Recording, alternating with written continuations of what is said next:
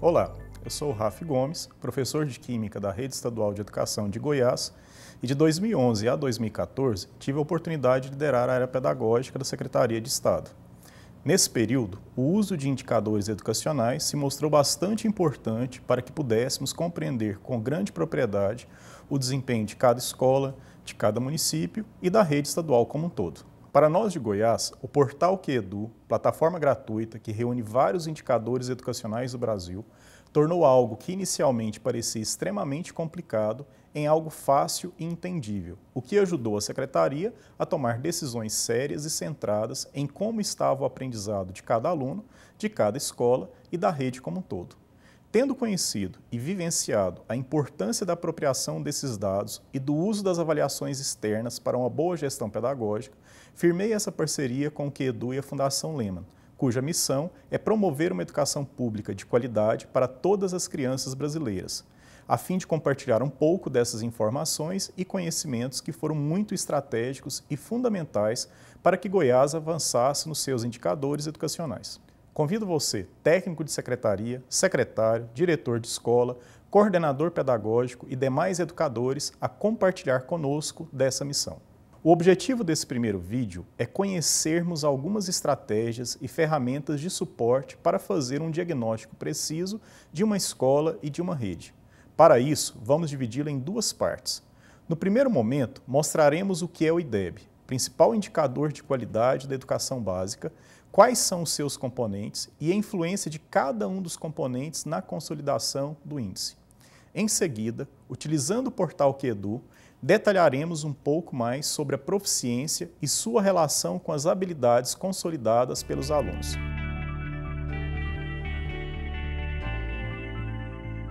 Então vamos começar? Para começar nossa análise, a primeira coisa que vamos fazer é conhecer um pouco mais do IDEB. A primeira questão é: o IDEB é fruto da multiplicação da taxa de aprovação e a nota média padronizada dos alunos na Prova Brasil.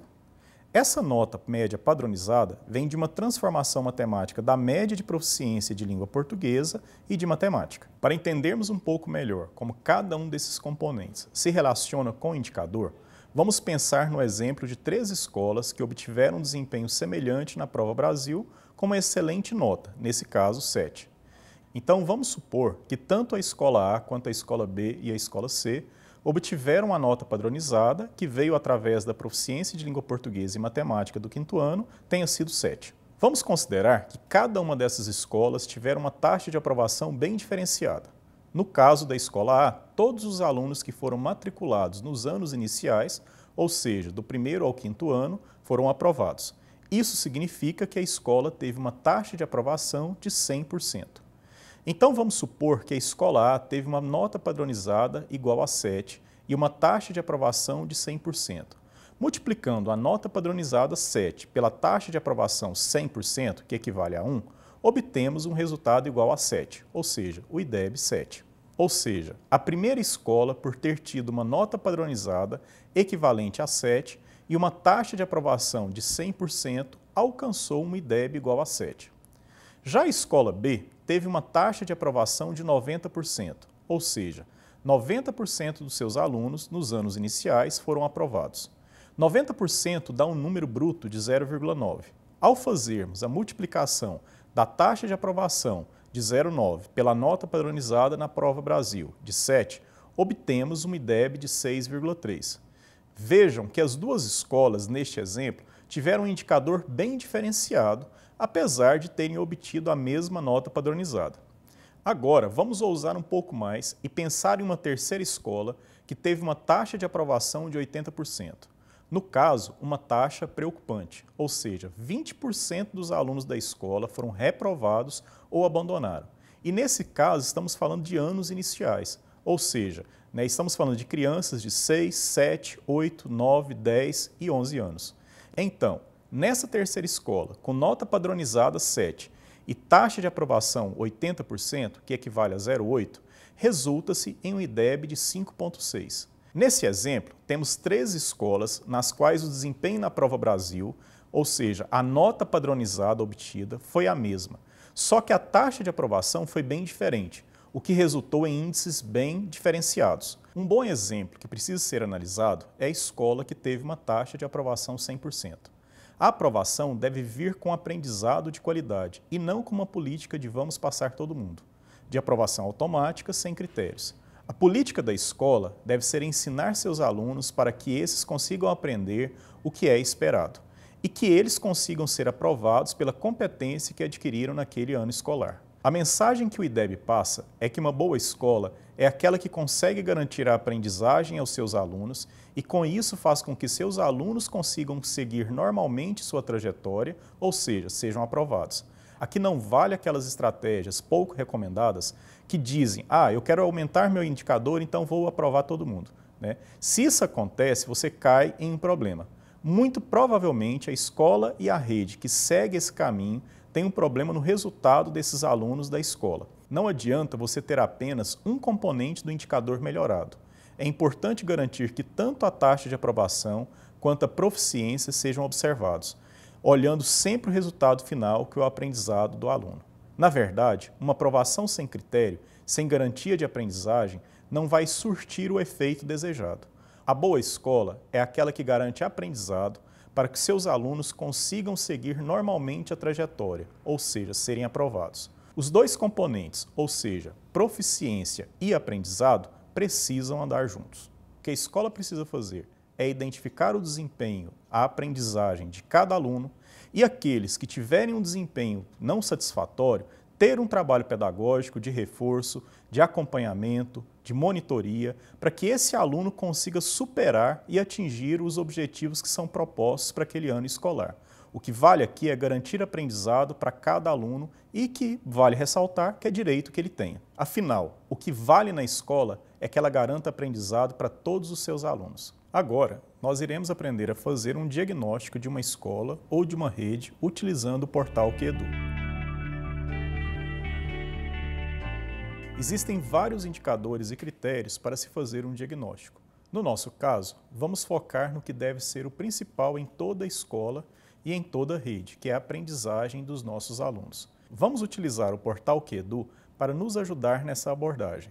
Nosso recorte será o seguinte. Primeiro, na evolução do IDEB da rede ou da escola, se essa rede ou escola atingiu as metas propostas pelo MEC, como está a evolução da taxa de aprovação e proficiência. Depois, vamos dedicar um tempo para falar da relação existente entre a escala de proficiência SAEB com os conhecimentos e habilidades consolidados pelos alunos. No nosso caso, vamos trabalhar com a Rede Estadual de Educação de Goiás, da qual faço parte, e entre 2011 e 2014 tive a oportunidade de liderar a área pedagógica. O primeiro passo é fazer o login no portal QEDU. É bem fácil, veja aqui.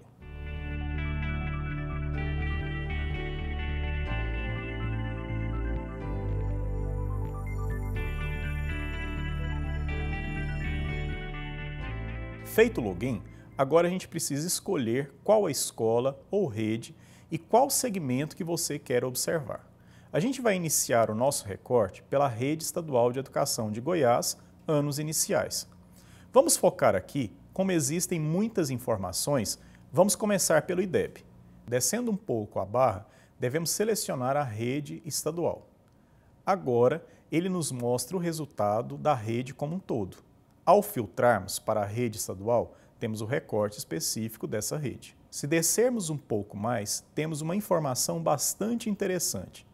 Nesse gráfico, temos a evolução do estado e as metas estabelecidas ano a ano. O gráfico nos mostra como foi o desempenho do estado em cada ano no IDEB e suas respectivas metas. Podemos perceber que em 2009 a rede tinha um IDEB de 4,9. Em 2011, avançou para 5,3 e em 2013 subiu para 6, que seria acima da meta estipulada para 2019, que é de 5,8.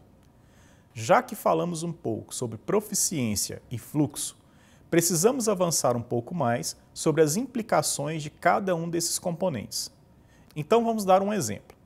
Vamos supor que duas turmas tiveram a mesma média em uma prova de matemática. Eu posso afirmar que os alunos dessas duas turmas dominam as mesmas habilidades em matemática? Que tal parar um pouco o vídeo e refletir sobre essa pergunta?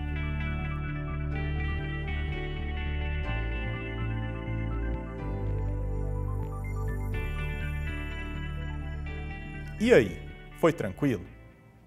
Teve dificuldade para responder essa pergunta? Caso tenha respondido que não podemos afirmar que os alunos das duas turmas dominam as mesmas habilidades, uma vez que não se sabe as questões que cada aluno em cada turma acertou, você está no caminho certo.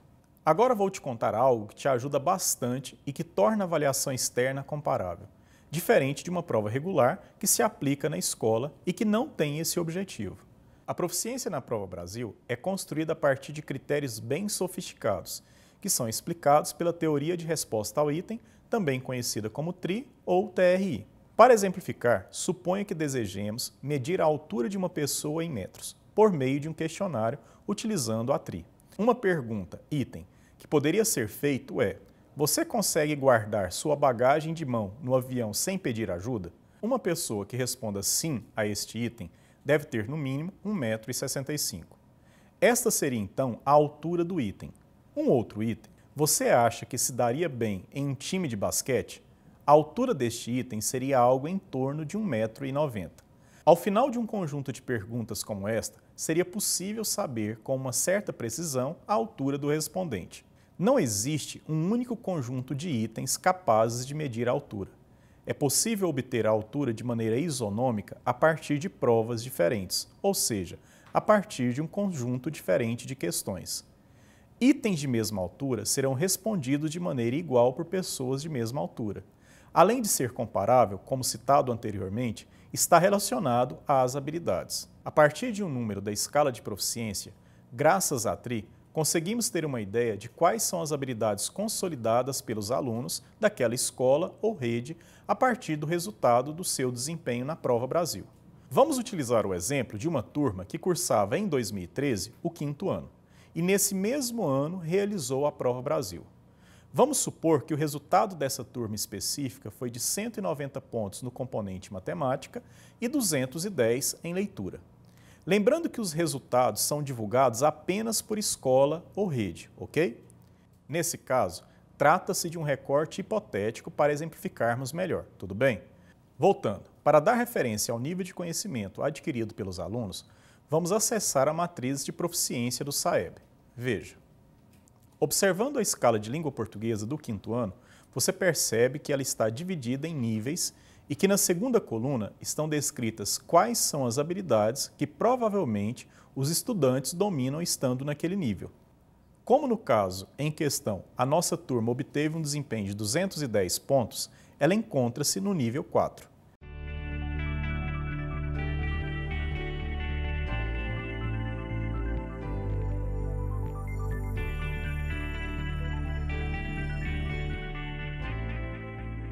Fazendo o mesmo raciocínio com a escala de proficiência em matemática do 5º ano, a turma teve um desempenho hipotético de 190 pontos.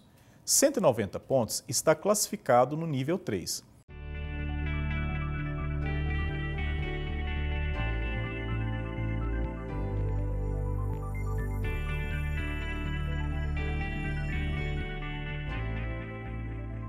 Então, o que é legal observarmos é que esse número consegue nos ajudar a ter uma ideia de quais as habilidades que os alunos da minha escola ou rede consolidaram. Essa informação não nos dá uma certeza, uma resposta exata, mas sim nos fornece a referência do nível de conhecimento daqueles alunos a partir de sua proficiência. Essa informação é importante para que a escola possa planejar e repensar suas ações, garantindo que seus alunos tenham as condições necessárias para aprender, garantindo um aprendizado de qualidade para todos.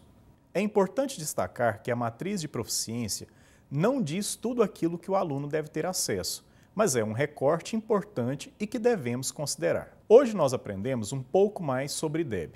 Vimos que ele é o resultado da multiplicação da nota padronizada a partir da proficiência da Prova Brasil e o fluxo. Vimos também que esse indicador nos traz uma mensagem forte de que uma boa escola não é aquela que foca em poucos, e sim aquela que promove a aprendizagem para todos. Em seguida, aprendemos a descobrir o IDEB de uma escola ou de uma rede utilizando o portal QEDU. Vimos que esse portal nos apresenta, além de outras, uma ferramenta capaz de comparar a evolução de uma escola ou de uma rede. Por fim, vimos a relação existente entre a proficiência e as habilidades que os alunos dominam. Esperamos que esse aprendizado possa contribuir para que você, professor, diretor, coordenador pedagógico, dirigente, técnico da rede, possa, a partir daí, planejar e executar ações que promovam o aprendizado dos alunos. Aliás, é para isso que temos essa complexidade de dados. Até o próximo vídeo.